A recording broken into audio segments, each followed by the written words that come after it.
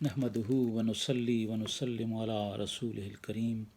اما بعد فاعوذ باللہ من الشیطان الرجیم بسم اللہ الرحمن الرحیم۔ احباب ذی وقار، انتہائی احترام کے لائق سامعین و ناظرین، ماہ مبارک ماہ رمضان کی آمد ہے، نیکیوں کا یہ فصل بہار جس کا ہر ایک لمحہ یمن و سعادت سے لبریز ہے۔ اس میں امت محمد صلی اللہ علیہ وسلم پر کس طرح رحمتیں نازل ہوتی ہیں۔ اللہ کے پیارے رسول صلی اللہ علیہ وسلم نے ارشاد فرمایا کہ اگر میری امت کو پتہ چل جائے ماہ رمضان کی عظمتیں کیا ہیں تو یہ خود ہی رب تعالیٰ سے دعائیں مانگے کہ یا اللہ سارا سال ہی ہمارے اوپر ماہ رمضان سایہ فگن رہے۔ اللہ پاک نے ارشاد فرمایا شہر رمضان الذی انزل فیہ القرآن، یہ ماہ رمضان وہ عظمتوں والا مہینہ ہے جس میں قرآن کریم جیسی عظیم الشان کتاب نازل فرمائی گئی ہے۔ اور آگے چل کے فرمایا فمن شاہد منکم الشہر فلیصم، بس جس کو بھی یہ مہینہ مل جائے اسے چاہیے کہ وہ اس کے روزے رکھے۔ اللہ کے پیارے رسول کی حدیث پاک ہے، صحیح مسلم اور صحیح بخاری کی، متفق علیہ۔ حضور نے فرمایا اذا دخل رمضان فتحت ابواب الجنہ وغلقت ابواب جہنم وسلسلت الشیاطین، کہ جو ہی ماہ رمضان کی آمد ہوتی ہے تو جنت کے دروازے کھول دیے جاتے ہیں، جہنم کے دروازے بند کر دیے جاتے ہیں، اور سارے شیطانوں کو پابند سلاسل یعنی قید کر دیا جاتا ہے تاکہ یہ شیطان امت مسلمہ کے افراد کو ورگلا نہ سکیں، سیدھے راستے سے بھٹکا نہ سکیں۔ یہی وجہ ہے کہ ہم دیکھتے ہیں کہ ہم جیسے وہی گناہ گار لوگ ہوتے ہیں غفلت شعار، لیکن جو ہی ماہ رمضان آتا ہے تو نیکیوں کا ایک ماحول بن جاتا ہے، ہر ایک کے لیے نیکی کرنا آسان ہو جاتا ہے، مسجدوں کی رونقیں بڑھ جاتی ہیں، صبح و شام 5 وقتہ نمازی بڑھ جاتے ہیں، اور نیکیوں کی طرف ہر ایک کی توجہ ہو جاتی ہے۔ سعادت کے جلو میں رحمت پروردگار آئی، مسلمانوں کے گھر چل کر خدا کا لطف عام آیا، درے میں خانہ وحدت کے پٹ جبریل نے کھولے، ترستے تھے جسے میخار گردش میں وہ جام آیا۔ تو یہ عظیم الشان مہینہ ہمیں نصیب ہو رہا ہے، آئیں خوشی و انبساط کے ساتھ، دل کی اتھاہ گہرائیوں کے ساتھ اس کا استقبال کریں، رب تعالیٰ سے توفیق مانگیں کہ وہ ہمیں بھرپور طور پر اس سے استفادہ کی توفیق عطا فرمائے۔ مرحبا صد مرحبا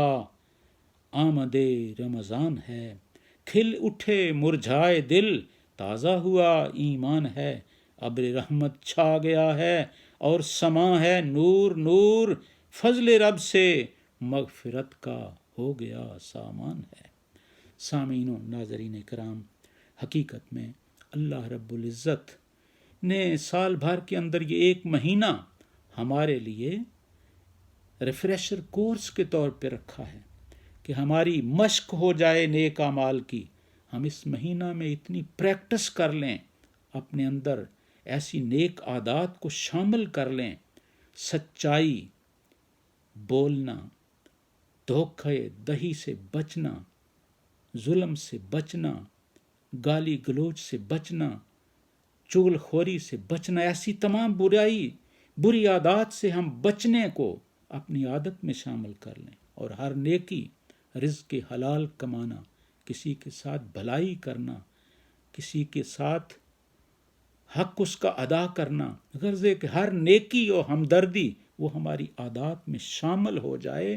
تاکہ پھر رمضان آنے تک شیطان ہمیں ورگلا نہ سکے۔ اور اگر خدا نخواستہ ہمارے لیے قابل غور ہونا چاہیے کہ ماہ رمضان گزرنے کے باوجود بھی اگر ہمارے تعمیر اخلاق میں کچھ فرق نہیں پڑتا، تبدیلی نہیں آتی، تو پھر ہم روئیں اپنی شومی قسمت پر۔ اللہ کے پیارے رسول نے ارشاد فرمایا، وہ شخص بھی ہلاک ہو گیا کہ جس کو ماہ رمضان نصیب ہوا لیکن اس نے اپنی بخشش کا سامان نہ کر لیا۔ اللہ تبارک و تعالیٰ کا یہ عطا کردہ مہینہ کہ جس کے صبح و شام، رات دن،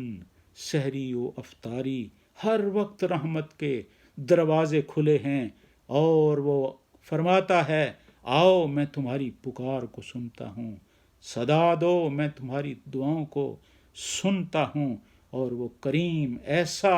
کہ نہ دیتے ہوئے اس کے ہاتھ تھکتے ہیں، اور مالک ایسا کہ نہ اس کے خزانوں میں کوئی کمی آتی ہے۔ تو بندگی چو گدایاں بشرط مزد مکن، تو بندگی چو گدایاں بشرط مزد مکن، کہ خواجہ خود رسم بندہ پروری داند۔ اللہ کے بندو، اس بارگاہ میں آ جاؤ نہ جس کے خزانوں میں کوئی کمی ہے، نہ دینے سے وہ کسی طرح پیچھے ہٹتا ہے، اس کے ہاتھ تھکتے ہیں، اور وہ بندہ پروری کی رسم کو بھی خوب جانتا ہے۔ ان گداگروں کی طرح اس کی بندگی نہ کرو کہ جو دروازے پہ صدا لگاتے ہیں کہ ہمیں تھوڑا سا کھانے کا ٹکڑا مل جائے، ہمارے دامن میں کچھ کھانا ڈال دیا جائے۔ نہیں، تم اس کے دروازے پہ آ جاؤ، پھر دیکھو وہ داتا خوب جانتا ہے کہ میرے بندے کی حاجات کیا ہیں اور ان کو پورا کس طرح کرنا ہے۔ وہ بندہ نوازی کی ہر رسم کو خوب جانتا ہے۔ اس کے الطاف تو ہیں عام شہیدی سب پر، اس کے الطاف تو ہیں عام شہیدی سب پر، تجھ سے کیا ضد تھی گر تو کسی قابل ہوتا۔ حضور علیہ الصلوۃ والسلام نے فرمایا، اس مہینہ میں یہ 4 کام کثرت سے کرو، 2 کام ایسے ہیں کرو گے تمہارا رب تم سے راضی ہو جائے گا، وہ یہ ہیں، ایک یہ کہ لا الہ الا اللہ کا ذکر کثرت سے کرو، دوسرا یہ کہ اپنے لیے گناہوں سے معافی کثرت سے مانگو، استغفر اللہ ربی من کل ذنب و اتوب الیہ، کثرت کے ساتھ پڑھو۔ فرمایا دوسرے 2 کام کرو گے تمہاری بگڑی قسمت سنور